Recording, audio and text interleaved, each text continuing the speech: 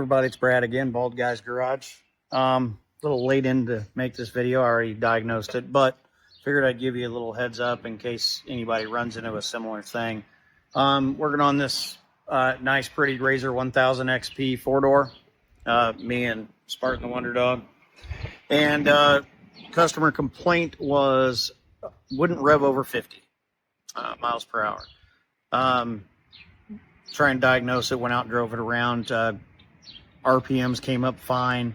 It would go all the way to the rev limiter, but we would stop at 50 miles an hour.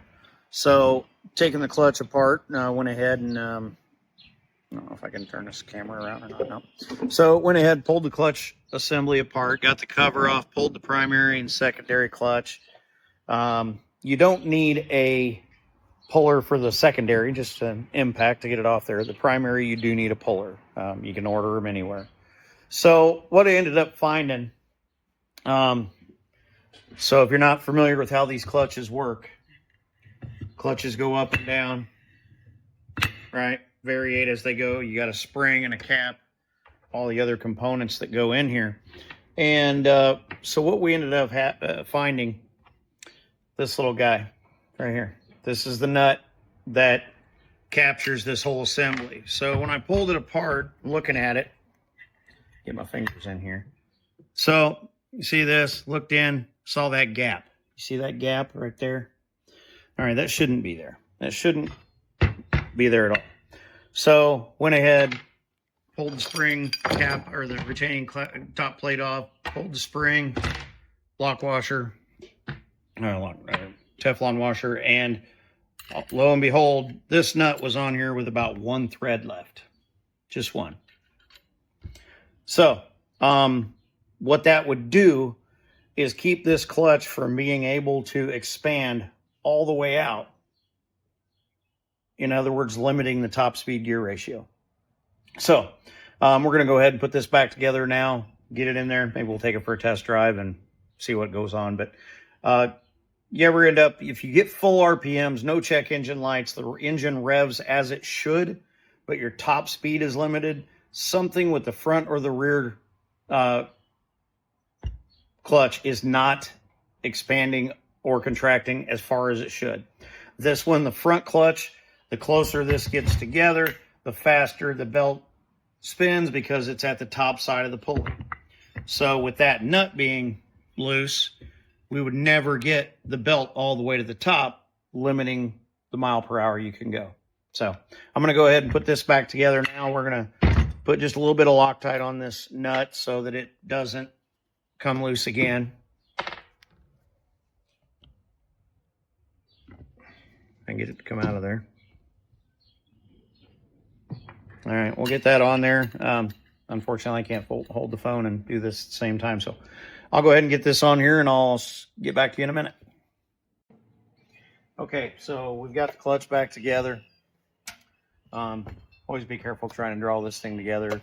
Either bring it together with a clamp or something so you don't just use the pressure of the bolts to try to get the whole thing together. So what we're going to do, we're going to take our rear clutch, take a good visual inspection of your sliders, look at the slots, make sure there's no wear on those, or they're not a U shape. You do a lot of highway riding and whatnot, you can occasionally kind of mess those up. So we're going to stick that guy roughly in place there.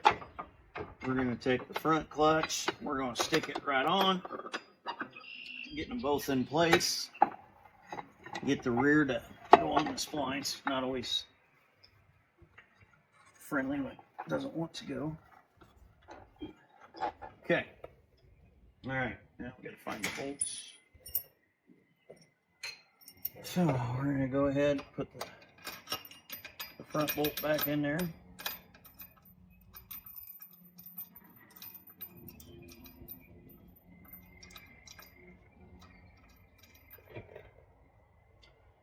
Put the rear bolt back in there. I don't think that one went on the splines yet. There she went. Okay. All right. Now I'm going to go get the torque wrench, torque these down, and we'll put the rest of it together. All right, now those are torqued down. You got your belts in there. You can see the belts floating up into the pulleys just fine. We're going to get our cover in here. Make sure you haven't lost your O-ring. Clean out your little felt seal or whatever you call it there. And then the ever popular struggle to get this damn thing in. There we go. Get that guy up in there. So I guess I could have showed you how to take this apart, but figure if you're going to work on your clutch, you probably know how to take the damn cover off of it. If not, all it is, you got a series of screws around the outside here. They're basically just plastic screws, or not plastic, screws for plastic, I should say. Just going to put these in here and then put the snorkel back on it, and she'll be good to go.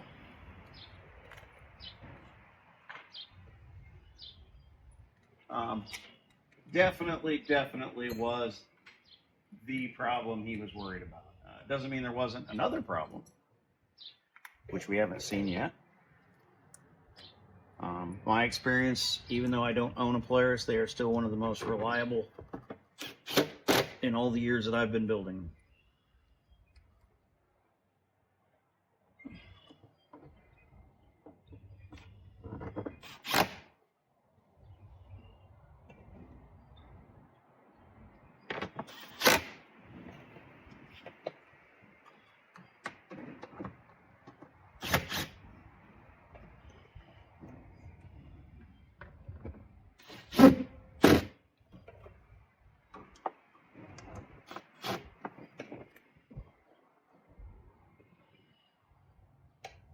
There's always that one.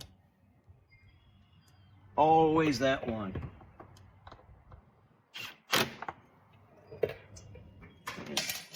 Last but not least,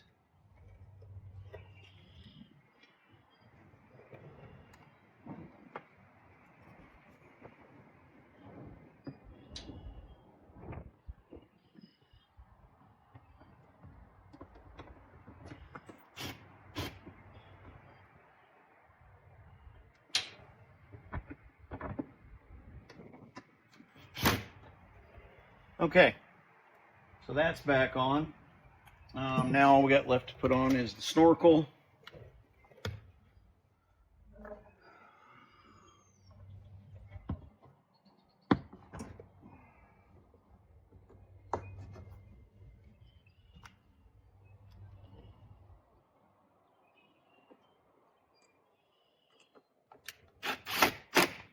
Just top and bottom hose clamps. And then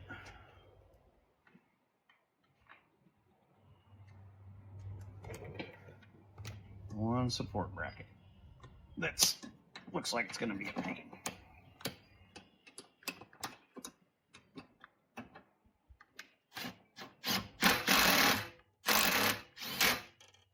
There we go. She's in. All right. Well, we're going to button this thing up, go put Spartan the Wonder Dog back in his cage, and we'll take this thing for a ride.